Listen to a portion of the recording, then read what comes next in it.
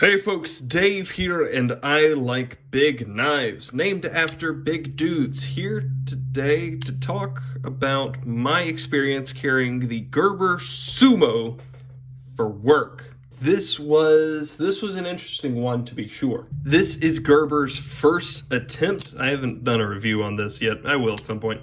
But this is Gerber's first attempt at an access lock. Their second one, the Sudulo, straight up nailed it. But their first attempt was more in the budget offering. Sumo, we're looking at about 30 bucks. And with, Gerber's more budget materials, we're looking at FRN, although it does look pretty sweet. And we're looking at 7CR blade steel, I think. But this thing with a very tall, maybe hollow grind, probably flat. It's not the thinnest stock in the world, but it does have a long time to get here, making this decently slicey. And this is what I used to cut open bags of lime and fertilizer and so forth this week. And it was an interesting experience in that, as big as this is, because, well, where'd it go? The Contigo is kind of my go-to big knife, and boom, right? This is a big knife, to be sure, compared against a moderately sized human hand. But even so, in the pocket, it wasn't actually all that bad, especially compared against the width of last week's Protec Strider. It does get there down here in the end, but it's actually kind of reverse shaped to the Strider. It's more teardropped, making it more fat at the bottom as opposed to the top.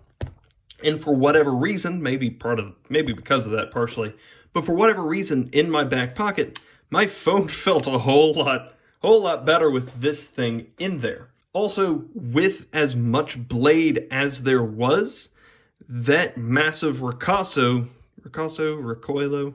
I think it's Ricasso, that massive sharpening choil didn't get bound up in the bags as bad as has happened previous.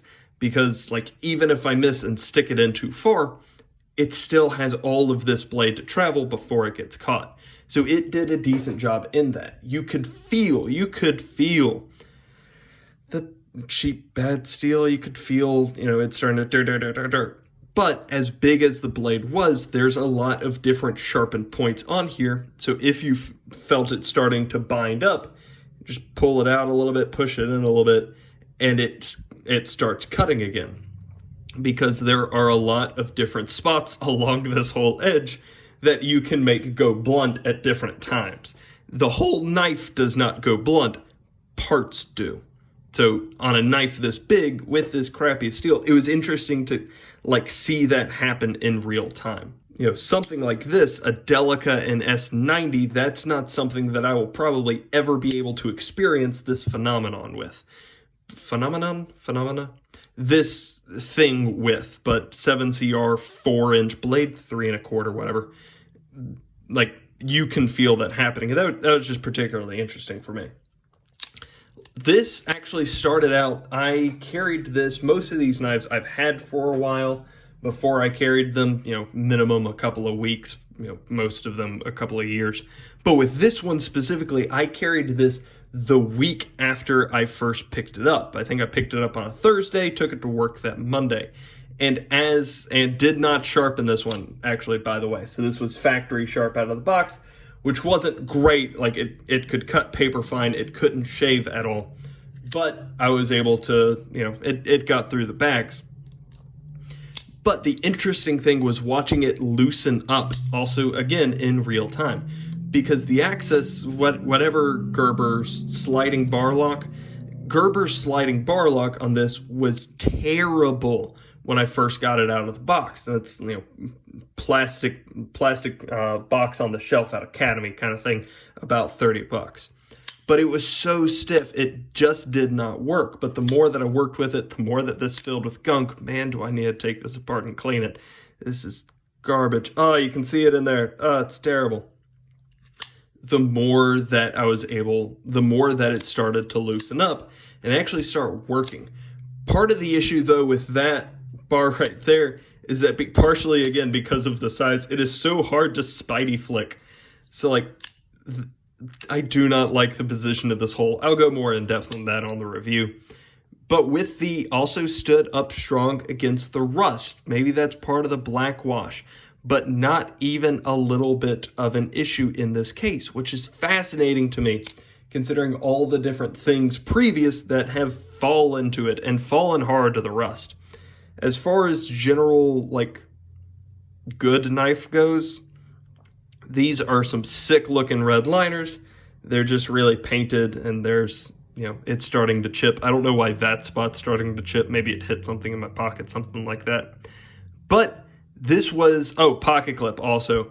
Yeah, I really like the style of it, and they went for the flat tops. Good job, Gerber. But they went with the low. I kept meaning to take this off and bend the pocket clip, because every time that I tried to put this in my pocket, especially my pair of pants, my favorite pants with the pocket just a little bit thicker than the others, this was such a struggle. There were a couple of times, working around the shop, that I try to put this in my pocket, somebody walks up and just like drop it in there. I'll deal with it later, because that pocket clip is so low. I really do need to take that off and spring it back a little bit. I'll do that on the disassembly. But overall, this was a pretty positive experience, other than, of course, the putting it back in your pocket, which is just as important to me as anything else when we're talking about a work knife. This held up solid. Actually, a lot better than I was expecting it to. For a number of reasons, I don't have a terrible, overwhelming respect for Gerber's build quality, and here I wasn't disproven in many ways, but generally speaking, this made out for a solid knife, made out for a solid tool, and helped me get done what needed getting done. So for that case, and with the pocket clip being my biggest mark against this thing, this is a pretty solid experience. Gerber Sumo, I like it.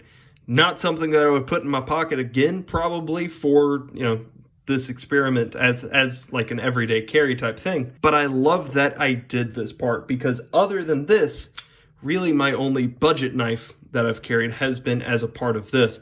No, that's not true. Well, I carried the Boger Strike in the past. I haven't for this series. But for this series, the only other budget knife that I believe that I've carried has been this, the Ontario Rat No. 1.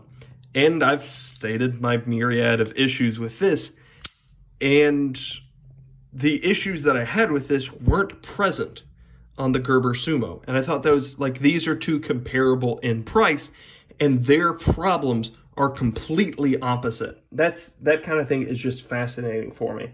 Going forward, this is something that I would like to kind of carry through with, a knife that is explicitly focused on hitting a budget, and a fun, dumb knife that is absurdly large.